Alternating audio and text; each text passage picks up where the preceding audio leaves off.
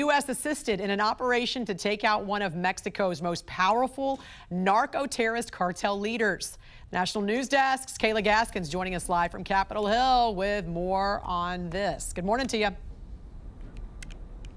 Well, good morning, Jen. So during this evening's address, we do expect President Trump to point to this operation that killed Mencho as evidence of his administration's hardline approach to drug trafficking and border security. Now, a U.S. senior official says multiple agencies contributed through a Pentagon joint task force, with one force saying the CIA was instrumental in this operation, especially when it came to locating this notoriously powerful Mexican drug cartel. Mexican authorities, however, are calling the U.S. support complimentary. But, Jan, what this does represent is a significant improvement and escalation in cross-border cooperation between the United States and Mexico when it comes to addressing these drug cartels. It's also a sign of how President Trump has made combating the cartels a central pillar of his national security strategy. The takedown comes after President Trump repeatedly warned Mexico that the U.S. would take direct action to bring the cartels under control if Mexico didn't do it themselves, and that pressure, Jan, does appear to have played a role here. Live on Capitol Hill, I'm Kayla Gaskins reporting for the National News Desk, America's News Now. All right, Kayla, thank you very much. Cartels continue operating even after the leaders are no longer running the show.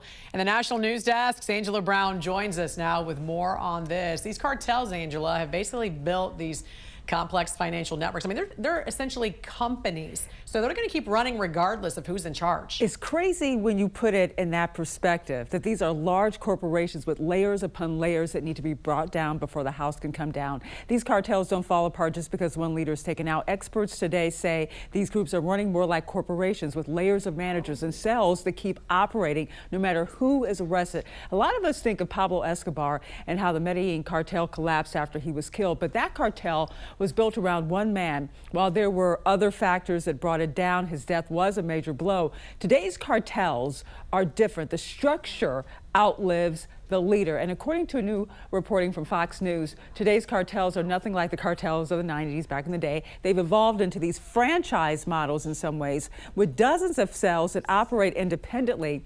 This even trickles down to the farmers. Cartels, they have a lot of control over their supply chains right now and the raw ingredients used to make cocaine. President Trump, of course, going after these cartels, delivering a very stern warning. You may remember this last year. I don't think we're going to necessarily ask for a declaration of war. I think we're just going to kill people that are bringing drugs into our country. Now, we know the Trump administration says it's shifting focus toward the cartel's infrastructure, targeting money laundering networks and also some of those precursor chemical suppliers to make those drugs. Now, other administrations have tried the money route as well. You may remember in 2011, the Obama administration sanctioned individuals accused of laundering funds for cartels, but nothing seems to slow these down. They keep growing. Targeting the money does weaken the cartels for a while, but it doesn't kind of cut it off at their knees. They're diversified and they're global. I'm Atra Al-Nashar in Washington. Many American tourists in western Mexico are stranded. Mexican authorities deploying thousands of troops across the region as they work to restore peace. Violence and chaos breaking out after a military operation took out the country's most wanted cartel leader. Pandemonium in Puerto Vallarta. It really did look and feel like a war zone. And I think that feeling of anxiety, that feeling of what does happen next or what could happen next is driving what a lot of people are feeling right now. American tourists stranded in the popular Western Mexico vacation destination, the U.S. State Department urging them to shelter in place.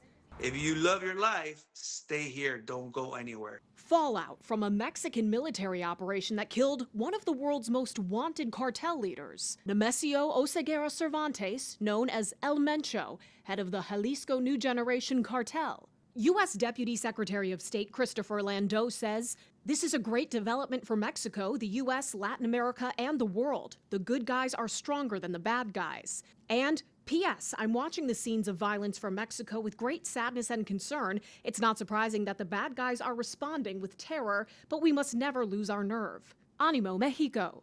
American tourist Roseanne Hope says there was an explosion near where she's staying. We ran up to the grocery store and there were like 50 people in there just taking all the food off the shelves like you'd see in COVID. Mass flight disruption Sunday continuing into Monday. We hope that during the course of today, or at the latest tomorrow, all the flights will be restored. Most of the hundreds of roadblocks put in place by cartel members had been removed, Mexican authorities said Monday. The State Department running crisis hotlines for Americans impacted by the unrest who need assistance. One for those calling from the U.S. and another for those abroad, including Mexico. The White House voicing support for the operation that killed El Mencho, calling him a top trafficker of fentanyl into the U.S., and confirming the U.S. provided intelligence support to Mexico. President Trump issuing a statement saying Mexico must step up their efforts on cartels and drugs. In Washington, I'm Atra El-Nashar. Now to the mayhem in Mexico. Waves of cartel violence struck on Sunday in response to Mexican military forces killing a powerful cartel leader known as El Mencho of the Jalisco New Generation Cartel. Block by block here, we see cars and vehicles burned. The windows here of shops just shattered out by explosives and bombs and gunfire. This is just right here a glimpse of the aftermath. Dozens of people killed in both the operation and ensuing violence that erupted across several cities. It really did look and feel like a war zone. And I think that feeling of anxiety, that feeling of what does happen next or what could happen next is driving what a lot of people are feeling right now. Several airlines suspending flights to cities like Puerto Vallarta, and many routes won't resume, we've learned, until Wednesday. So I was supposed to fly back to Minneapolis yesterday, and of course that flight got canceled. So I've just been trying to figure out how to get home. Tonight, the U.S. State Department still urging some Americans in those affected regions to shelter in place and at all times avoid crowds. Continuing coverage, let's take a look back at how we got to this point. The Jalisco New Generation Cartel, or CJNG, emerged around 2010 after the breakup of an older criminal group in western Mexico. Led by El Mencho, as Ryan just mentioned, the cartel quickly expanded through violent turf battles and strategic alliances. U.S. authorities say CJNG became one of Mexico's most powerful drug trafficking organizations, moving methamphetamine, cocaine, heroin, and fentanyl into the U.S. and other countries. The group drew international attention in 2015 after allegedly shooting down a Mexican military helicopter, killing 6 Mexican soldiers. I'm national correspondent Kayla Gaskins in Washington. We're tracking the fallout after a deadly crackdown on one of Mexico's most wanted drug lords. Tourists in Puerto Vallarta are being told to shelter in place as cartel violence erupts. And now there's questions about what this all means for the upcoming World Cup event in Guadalajara. Americans trapped in Mexico. In the mountains, you could actually kind of see smoke, just a huge areas of black smoke kind of filling up the skies. Violence erupting after Mexican forces killed the notorious cartel leader known as El Mencho, head of the Jalisco New Generation Cartel. Authorities say more than 70 people died during the operation and the chaotic aftermath. In Puerto Vallarta, a popular Pacific Coast resort city, tourists describe seeing smoke rising in the distance and being unable to reach the airport. Yesterday was definitely scary. It's like scenes out of a movie. The hard thing is to get information, honestly. A lot of it has had to come through like Reddit and social media. Press Secretary Caroline Leavitt says the administration is closely tracking the situation. Secretary Rubio and the State Department are absolutely on it. The White House confirming the U.S. provided intelligence support to the Mexican government. A senior U.S. intelligence official says multiple U.S. agencies contributed through a Pentagon-led task force, with one source saying the CIA was instrumental in the operation. The crackdown comes as President Trump has made targeting cartels a day-one priority, warning Mexico of tariffs or other action if criminal groups are not reined in. He has made it a day-one priority to target and go after these vicious drug cartels that have shipped deadly poison to our country for far too long. Meanwhile, in Guadalajara, attention is turning to the 2026 FIFA World Cup.